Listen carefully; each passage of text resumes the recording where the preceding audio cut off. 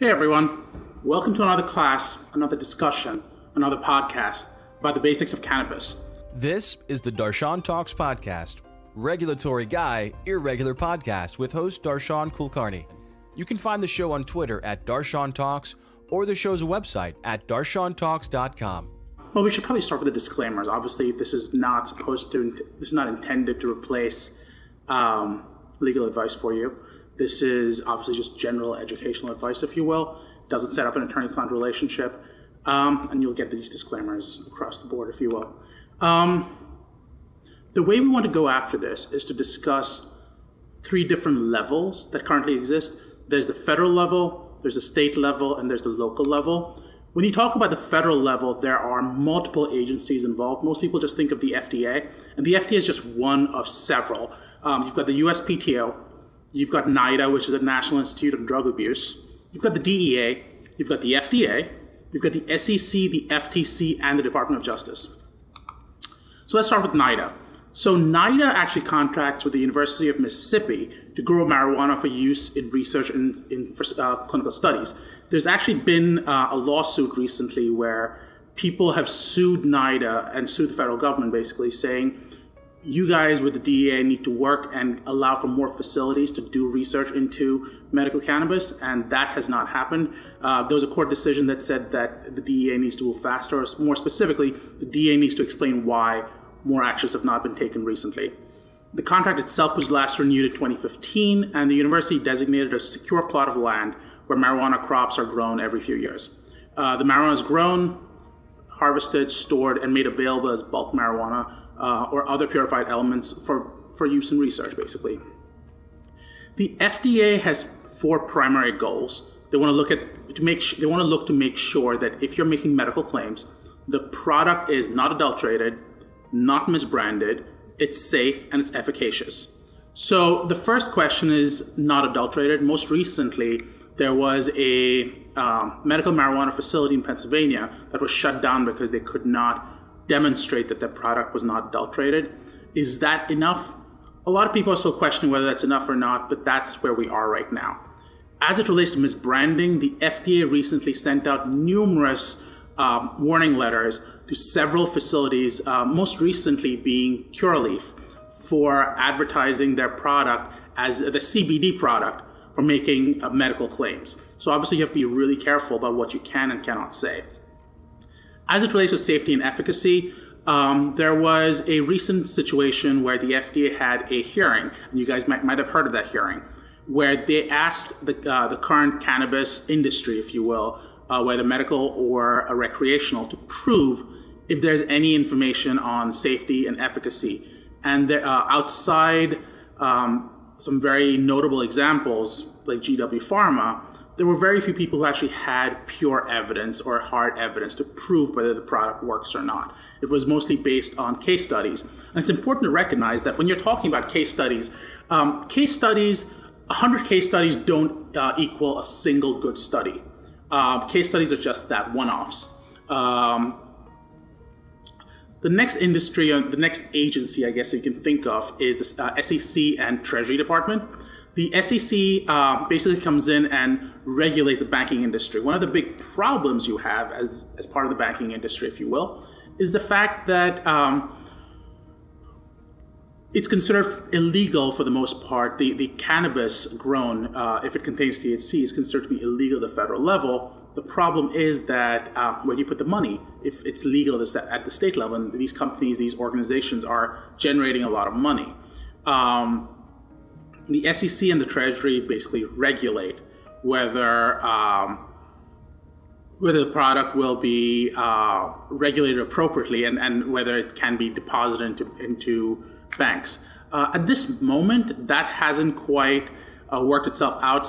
There have been some circulars that have been sent out. The Treasury sent out a guidance clarifying how financial institutions can provide these services. However, it's slowly being uptaken, and at the federal level, that's becoming still problematic. A few of the credit unions have actually come out and said that they will help, and some of them are developing core groups that focus on the cannabis industry. The FTC When you think about it, the FTC has jurisdiction over anti-competitive actions, which is not really where we are right now, or marketing. And they have very specific jurisdiction when it comes to marketing. They have it over dietary supplements of foods and certain OTC products. The FDA has come out specifically and said cannabis is not a food. So the dietary supplement argument is gone. They are considered to be drugs if you're making medical claims. One of the big problems that people talk about is, well, what happens if if cannabis is legalized at the federal level? If cannabis is legalized at the federal level, the first problem you have is that the FDA gets pure jurisdiction, and they'll say, prove to me that your product works as you claim it does. And that's where the problems start coming in.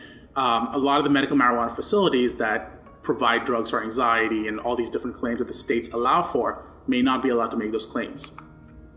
The DEA, on the other hand, starts drawing distinctions based on the content, if you will. CBD versus THC. The FDA, while the FDA looks at both, the DEA believes that THC is the one that has addictive properties. And in certain situations, depending on whether it's synthetic or natural, they will schedule the product as a Schedule 1 or a Schedule 5. Certain types of THC are considered to be Schedule 1s, Schedule 2s, all the way up till Schedule 5, actually, depending on whether it's synthetic or natural. On the other hand, CBD is considered to be part of hemp and is considered to be a food product. And therefore, the regulation and the controls around it are not necessarily within the DEA's jurisdiction. And then obviously the DEA comes up with the scheduling, and that'll decide whether your product has controls around it, what kind of controls it would have. So everyone's heard about the use of cannabis and the considerations associated with it. The big question comes in, there was something called the Cole Memo. And the Cole Memo came out, this was during the Obama era. And the Cole Memo came out and said that while marijuana remains illegal federally, the U.S. Department of Justice expects states like Colorado and Washington to create strong state-based enforcement efforts and will defer the right to challenge their legislation laws at this time. Essentially, they're going to exercise what's called prosecutorial discretion, saying we won't go after this. However, the fact remains that whether or not they go after it, it still remains illegal. They're choosing not to do it. On the other hand, once Attorney General Jeff Sessions came in, he rescinded the Cole Memo. It allowed federal prosecutors to go after it. Go after companies that were doing it. However, there were some certain limitations that still existed, so the prosecution slowed down significantly. Since Attorney General Jeff Sessions is out, we've gone back to a quasi-Cole Memo state, if you will. So once you've spoken at the federal level, what you want to start thinking about is how does this work at the state level? At the state level, what you need to start thinking about is the difference between legalization and decriminalization, and recreational versus medical. When you start thinking about legalization, what you want to start thinking about is it may be legal. Certain states may say, for specific indications, we will allow you to quote-unquote use marijuana. The use has to come through, if it's medical, it has to be approved by a physician. It has to be recommended by a physician. However, if you get that in place, you will be able to use the product or get it from some of these facilities. On the other hand, some states and certain individual cities have gone out and straight up decriminalized it. And decriminalization basically comes down to these cities will go out and say, we're not going to prosecute you if you have less than a certain weight or weight volume or just amount of cannabis. On the other hand, this issue around claims sort of falls out of place when you're talking about recreational. For the most part, if you're using CBD, it's considered to be a food under the, well, again, there are limitations to this, but under what was called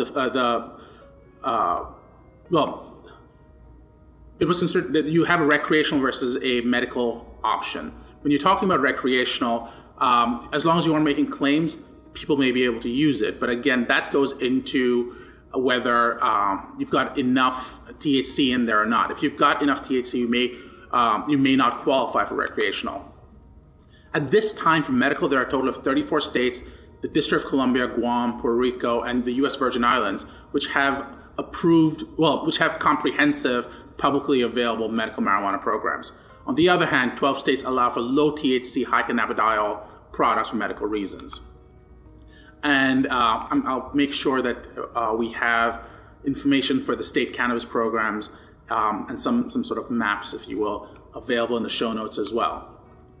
We spoke about the difference between legalization versus decriminalization, but at the local level, you don't really have straight up legalization, you have decriminalization. So it's possession of small amounts of pot no longer carries a jail term or prison time, but can continue to carry a fine, and possession of larger amounts, repeat offenses, and sales or trafficking can still result in harsher sentences.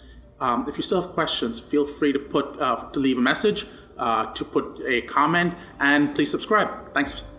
This is the Darshan Talks podcast, regulatory guy, irregular podcast with host Darshan Kulkarni. You can find the show on Twitter at Darshan Talks or the show's website at darshantalks.com.